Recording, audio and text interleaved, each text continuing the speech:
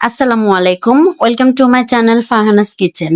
আজকে আমি আপনাদেরকে খুব সহজ পদ্ধতিতে ঘরোয়া উপায়ে ফ্রাইড রাইস রান্না করে দেখাবো।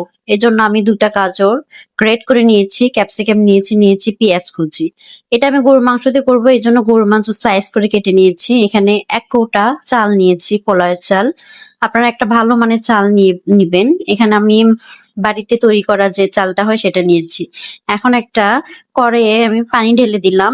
একটু পানিটা বেশি পরিমাণে নিবেন যাতে চালটা ভালোভাবে সিদ্ধ হয়।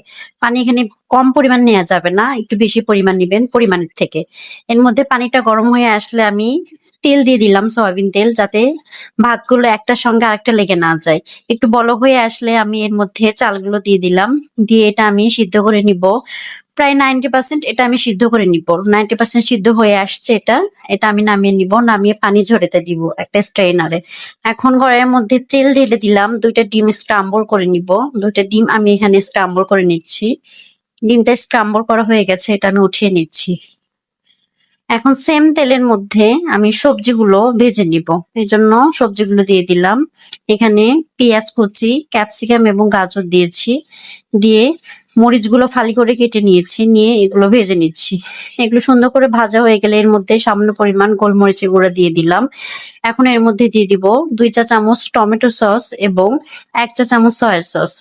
সয়া সস দিয়ে এটা আবারও 2 মিনিট ভালো করে ভেজে নিলাম। ভাজা হয়ে গেলে এখানে সিদ্ধ করে রাখা চালগুলো দিয়ে দিলাম।